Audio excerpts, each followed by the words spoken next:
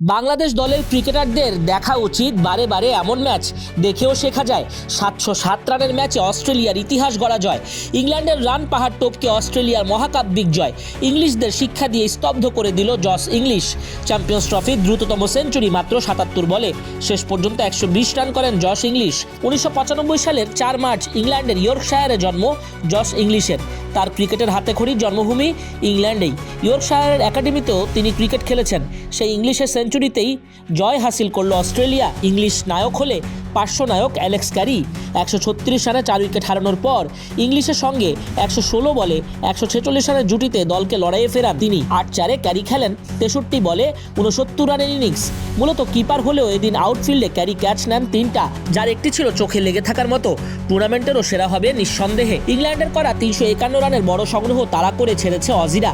যে কোনো আইসিসি টুর্নামেন্টে এটাই সর্বোচ্চ রান তাড়া করে জেতার রেকর্ড। হ্যাজেলউড, কামিন্সদের মতো তারকা ক্রিকেটারদের ছাড়াই 5 উইকেটের দাপুট জয়ে আসর শুরু করলো স্টিভ স্মিথের দল। আন্তর্জাতিক ক্রিকেটে ইংল্যান্ড অস্ট্রেলিয়া এই দুই দলের প্রতিদ্বন্দ্বিতা বহু পুরনো, রোমাঞ্চকর।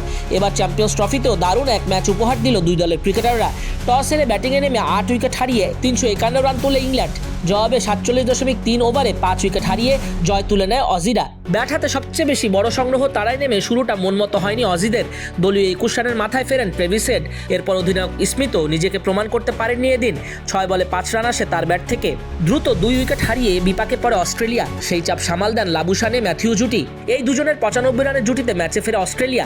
দলীয় 122 রানের মাথায় ফেরেন লাবুশানে। 45 বলে 47 রান আসে তার ব্যাট থেকে। লাবুশানের বিদায়ের পর আরেক ব্যাটার ম্যাথিউ শট ফেরেন 66 বলে 63 রান করে। হঠাৎ এই দুজনের বিদায়ে ফের চাপে পড়ে অস্ট্রেলিয়া। তবে জস ইংলিশ আর অ্যালেক্স ক্যারির ব্যাটে জয়ের ভিত গড়ে যায়। ইংলিশ 113 আর ক্যারি 69 রান করে দলের জয় অনেকটাই নিশ্চিত করে ফেলেন।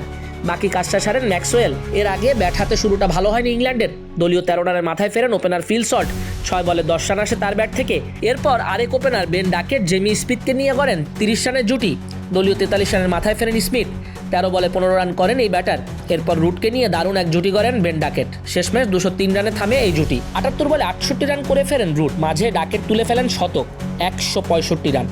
পরের ব্যাটারদের দৃঢ়তায় 351 রানে থামে থ্রি লায়ন্সরা, যা চ্যাম্পিয়ন্স ট্রফির ইতিহাসে সর্বোচ্চ ব্যক্তিগত সংগ্রহ। শুধু তাই নয়, নিজের ওডিআই ক্যারিয়ারেও এটি তার সর্বোচ্চ ব্যক্তিগত ইনিংস। তবে সেই রেকর্ড ভেঙে নতুন রেকর্ড গড়ে ফেলে অস্ট্রেলিয়া। শেষ পর্যন্ত 351 রান চেস করে জয় তুলে নেয় ক্যাঙ্গারুর দল। চ্যাম্পিয়ন্স ট্রফির গেল 8 আসরের মধ্যে যৌথভাবে সর্বোচ্চ দুবারের চ্যাম্পিয়ন অস্ট্রেলিয়া। 2006-2009 সালে টানা 2 আসরে শিরোপা জিতেছিল অজিরা। অন্যদিকে মিনি বিশ্বকাপ খ্যাত এই আসরে কখনোই শিরোপা জিততে পারেনি ইংল্যান্ড।